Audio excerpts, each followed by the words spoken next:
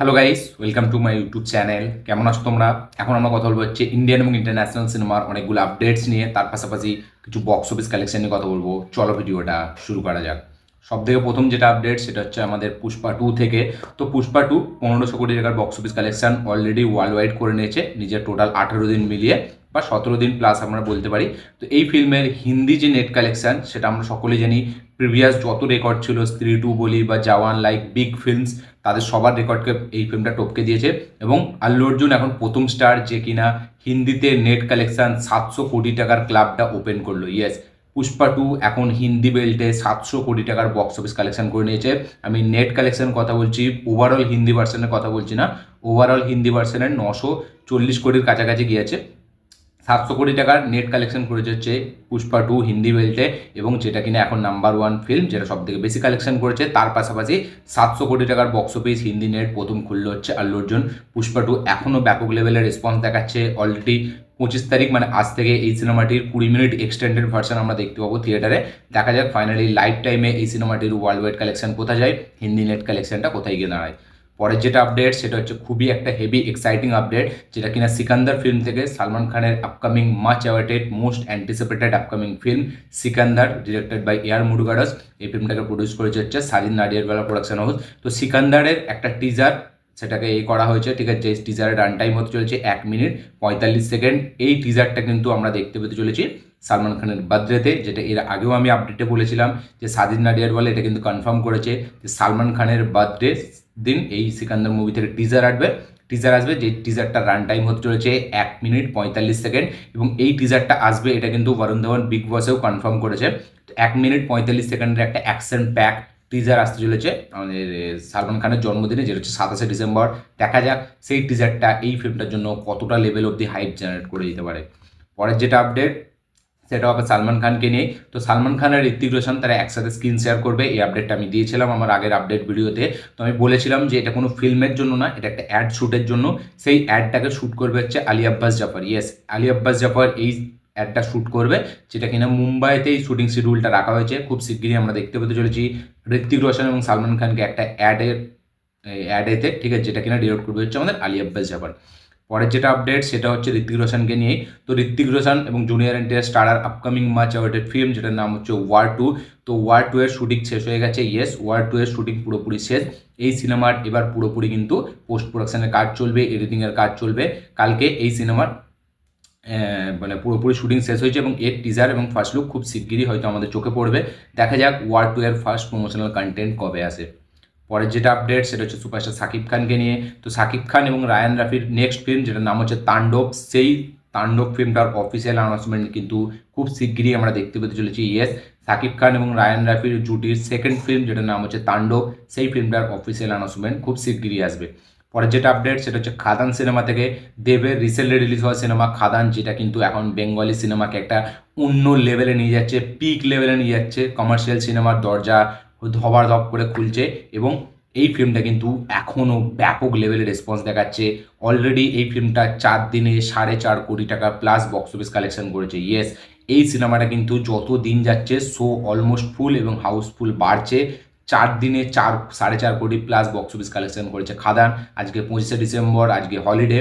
দেখা যাক আজকের দিনে কীরকম কী রেসপন্স আনে, এবং এই ফিল্মটার জন্য যে ক্রেজ, এটা আমরা সচরাচর বাংলা সিনেমায় দেখি না। এরকম লেভেলের ক্রেজ আমার লাইফে কিন্তু আমি প্রথম দেখছি কোনো বাংলা সিনেমার জন্য।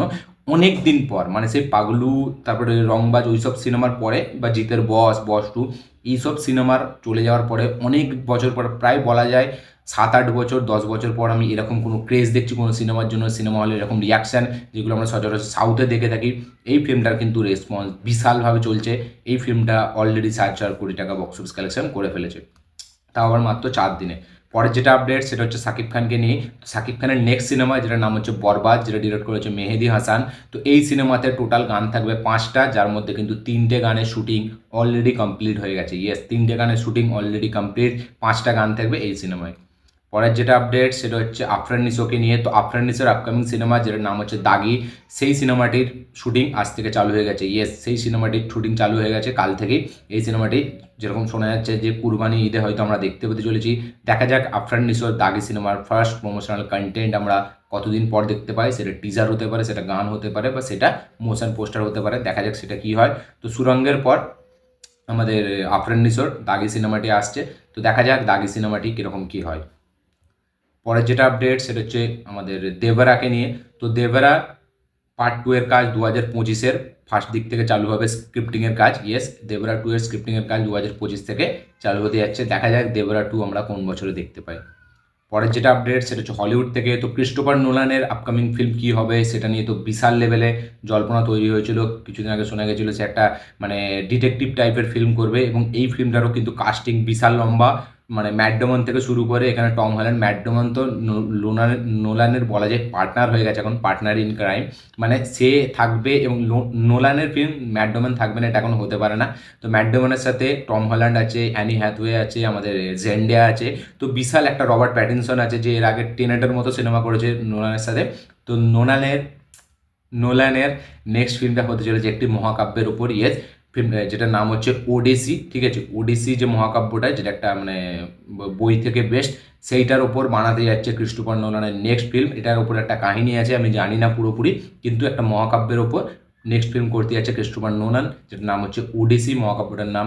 দেখা যাক এই ফিল্মটা সে কীরকম বানায়। এটা ট্রয় যে যুদ্ধ হয়েছিল, সেই ট্রয় যুদ্ধ থেকে বাড়ি ফেরার সময়ের যে ঘটনা, সেই সব নাকি দেখাতে চলেছে। পুরোপুরি এক্স্যাক্টলি জানি না কি, কিন্তু এই একটা যুদ্ধের ওপর এপিক একটা সিনেমা এবার হতে চলেছে, হিস্টোরিক্যাল সিনেমা নোলান বানাবে। তো ঠিক আছে, তো দেখা যাক নোলানের নেক্সট সিনেমা কি হয়।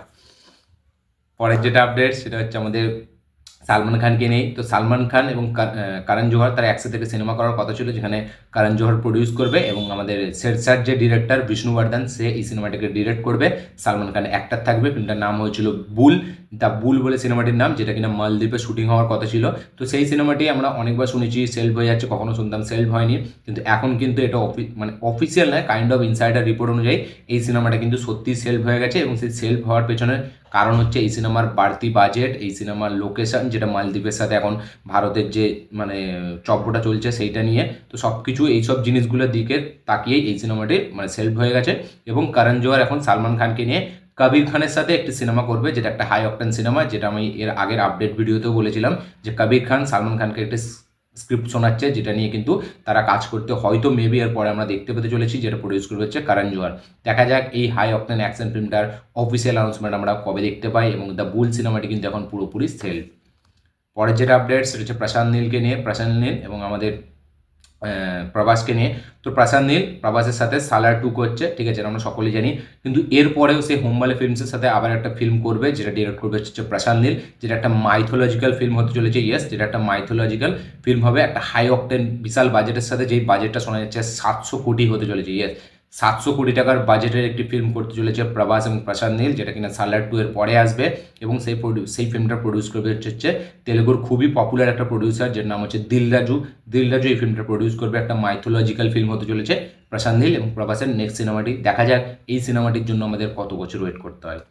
পরের যেটা আপডেট সেটা হচ্ছে সিদ্ধার্থ মালহোত্রাকে নিয়ে। তো ম্যাডক ফিল্মসের ব্যানারে সিদ্ধার্থ মালহোত্রা একটা সিনেমা করবে, এই আপডেটটা আমি অনেক দিন আগে দিয়েছিলাম, ঠিক আছে। তো মাঝখানে এই ফিল্মটা নিয়ে সেরকম কোনো আপডেট আসেনি। এখন কিন্তু এটা মেকার্সদের তরফ থেকে অফিসিয়ালিভাবে কনফার্ম করা হয়েছে।